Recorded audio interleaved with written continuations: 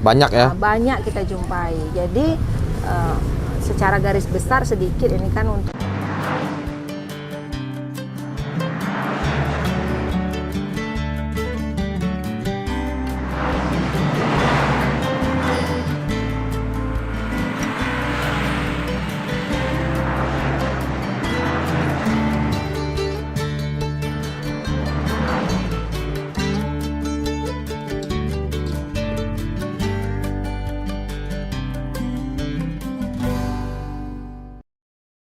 Bismillahirrahmanirrahim. Assalamualaikum warahmatullahi wabarakatuh.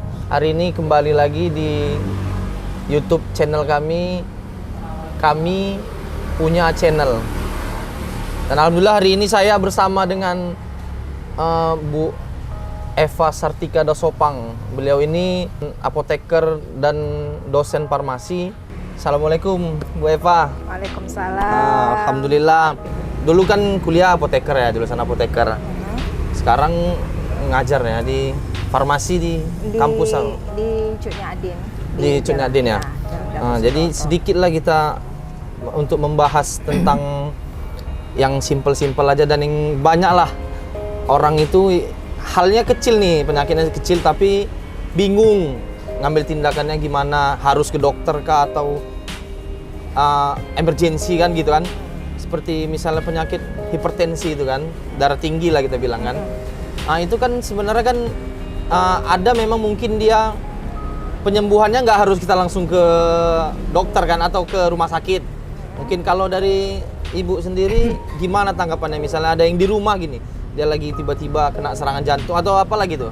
Gimana menurut ibu? Silakan. Terima kasih ya. Jadi sebenarnya kalau kita cerita tentang hipertensi, memang penyakit hipertensi ini adalah penyakit yang memang gampang kita jumpai. Ya benar. Ya kan? Banyak ya. Banyak kita jumpai. Jadi secara garis besar sedikit ini kan untuk umum ya, bahwasanya tekanan darah itu memang harus dikontrol.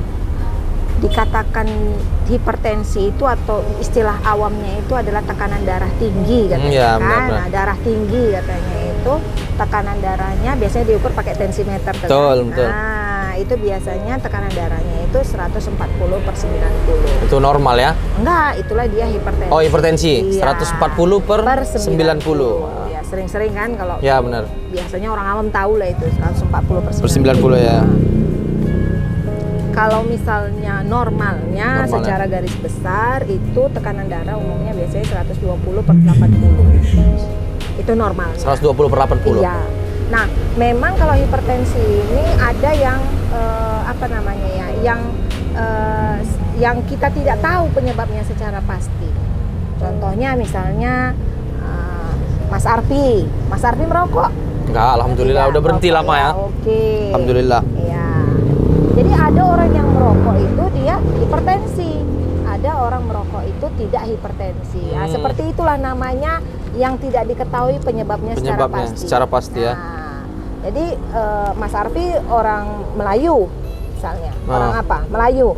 Nah, biasanya kan kalau kita ini daerah Sumatera ya, orang Melayu Aceh, Batak. Yalah. Biasanya kan Minang gitu ya. Minang makanannya yang lomak. Mantap ya. Yang lomak ya. Lomak katanya. Ya, benar. Segala asin, lomak pula kan gitu. Jadi itu juga memicu gampangnya terjadinya hipertensi tadi. Ya, tapi tidak semua orang. Kalau kayak gitu nanti orang Sumatera dari Sabang dari apa namanya itu dari Aceh sampai dengan Lampung nanti ya pastinya hipertensi, tapi kan enggak. Jadi itulah yang dikatakan hipertensi yang tidak diketahui penyebabnya secara pasti. Itu secara umum ya, karena kita kan berbicara untuk masyarakat awam. Betul, untuk masyarakat awam. Iya, tapi ada yang hipertensi itu memang kita tahu penyebabnya, karena penyakit ini makanya hipertensi. Oh gitu. Nah, contohnya misalnya gagal ginjal. Iyalah, disebabkan gagal ginjal ya. Iya, misalnya ada gangguan pada tiroidnya. Nah, itu bisa menyebabkan hipertensi. Ya, seperti itu. Itu yang biasa-biasanya yang awamnya lah itu ya. Iya, yang awamnya itu yang tadi yang pertama. Yang pertama ya. Iya, yang pertama. Jadi kalau hipertensi itu dia bisa disebabkan gagal ginjal itu ya? Bisa. Kalau yang secara misalnya dia maksudnya dia seperti biasa normal, seperti orang nggak ada penyakit lah gitu kan? Cuma tiba-tiba bisa menyebabkan hipertensi itu biasanya karena apa? Disebabkan karena apa itu, Teh? Biasanya. Jadi kan gini, kalau misalnya orang tidak pernah merasa dia tekanan darahnya tinggi, Benar. berarti orangnya kalau istilah awamnya itu tidak sensitif. Mungkin tidak pernah kontrol, ya kan? Mungkin dia nganggap oh ya badannya banyak kerja atau segala macam gitu. Tapi dengan bertambahnya usia, pastinya tekanan darah kita akan bertambah, akan meningkat, ya, akan meningkat. Tapi tetap tidak boleh lebih daripada 140/90 ya. Kalau kita hipertensi itu sama dengan apa ya? Darah tinggi? Ya, beda sama. Jadi kalau kata orang awam bilang, Kak, jangan sering kau marah-marah, ya kan? Nanti naik darah tinggimu. Iya, betul, itu betul. bener nggak itu gitu? Iya benar. Oh iya? Iya, karena kalau kita marah, berarti pembuluh darah kita sempit. Berarti tekanan darah kita bisa naik. Nah, kira-kira seperti itulah. Nah gitu Kedan, hati-hati jangan sering marah-marah. Ada kawan aku sering marah-marah dia.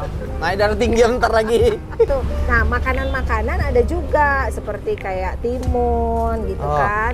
Jus apa namanya itu seledri. Itu, itu bisa menurunkan ya? Iya, karena sifatnya sebagai diuretik. Nah, kalau jus timun itu ngaruh nggak dia? Misalnya kita campur dengan gula kah, dengan es kah, atau gimana baik cara minum jus timun untuk bisa menurunkan hipertensi itu? Nah, seperti Tante bilang itu. Kalau misalnya kita kan kalau biasanya jus ya, apalagi ya, betul. Jus itu kan namanya manusia, pinginnya yang enak. Nah, itu namanya manusia itu maunya yang enak. Obat pun kalau bisa yang enak. Yang enak obat itu. Padahal kebanyakan obat itu rasanya nggak enak. Bener. Nah, ya kan?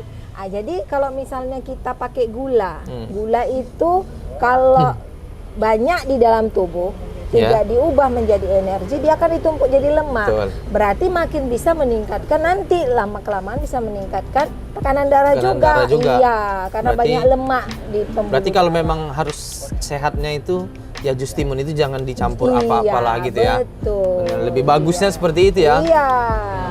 Nah, jadi Bu, ini kan ada yang tentang awam juga nih ya kan, tentang penyakit diabetes. Penyakit gula lah itu bilang kita, atau kencing manis. Ya. Itu menurut Bu Eva itu gimana penanggulangannya, untuk kalau kita di rumah itu obat-obatnya apa, dan biar terhindar dari itu kita gimana solusi dari Bu Eva silakan. Mungkin kalau misalnya bisa dibilang istilah kencing manis itu banyak orang yang bertanya, kencingnya memang manis nggak? Ya kan? Itu selalu bertanya itu. Bener. Kencingnya memang manis nggak ya? Gitu. Manis nggak nih gitu? Iya. Memang kalau kita sendiri gitu merasa kayaknya geli ya. Iya, betul. Bener. Tapi kalau misalnya orang yang diabetes keluar air seninya atau kencing lah ya, istilah orang awamnya seperti itu, kan semut datang. Benar. Di mana ada gula kan di situ ada semut. Di situ ada semut. Iya. Berarti kita ngetesnya gitu ya? Iya, memang kencingnya memang manis. Berarti memang manis? Iya. Berarti istilah kencing manis itu memang benar ya? Jangankan kencingnya, keringatnya aja pun datang semut. Wah, sampai sebegitunya ya? Iya. Jadi memang istilah kencing manis itu bukan sembarang istilah. Memang benar. Iya. Ya, saya juga baru tahu. Kayak saya kirain bohongan gitu kan? Iya. Ternyata memang manis, sampai keringatnya juga manis kan? Iya. Nah, jadi kalau dari Bu Eva itu gimana itu? Apa solusinya biar terhindar dari kencing manis, ataupun kalau sudah kena gitu kan? Apa saran dari Bu Eva sebagai yang ngerti lah obat gitu? Sedikit aja lah, ngerti-ngerti. Banyak kali nanti bosan juga. Ya. Iya, betul. Nah, jadi kalau misalnya kita berangkat dulu, kalau kencing manis itu istilahnya ada dua. Sebenarnya ada tiga ya, ada tiga tipe secara umum. Iya. Jadi yang pertama itu adalah dia memang pada waktu lahir mungkin memang rusak. Ada namanya organ di dalam tubuh, namanya pankreas itu tadi, penghasil insulin tadi. Rusak dia, itu secara otomatis tidak bisa pakai obat.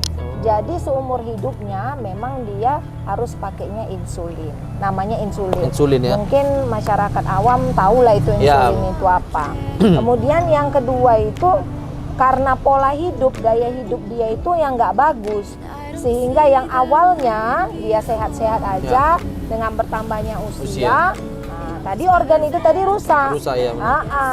Sehingga nggak bisa menghasilkan jumlah insulin yang cukup. Ya. Atau lagi karena gemuk. Kegemukan ya. Kegemukan. Obesitas. Jadi bisa merubah tadi, ya, bisa merubah si hasil daripada pankreas itu tadi sehingga menyebabkan terjadinya diabetes. Satu lagi adalah tipe, ini saya nggak menjelaskan apa ya, bagian-bagian secara yang secara awam aja ini. Memang harus Satu lagi tipenya adalah diabetes yang terjadi pada saat kehamilan. Kehamilan itu bisa memacu diabetes juga. Iya, karena adanya pengaruh hormonal dan plasenta di situ. Jadi tapi banyak bertanya apakah orang yang DM pada saat kehamilan bisa menjadi DM setelah melahirkan. Kira-kira begitu. Bisa. Jadi gitu kecenderungannya itu persentasenya itu jauh lebih besar. Tapi belum tentu harus terjadi. Kalau dia jaga pola makannya, gaya hidupnya, mungkin itu berarti nggak semua orang hamil itu DM ya? Iya, enggak lah.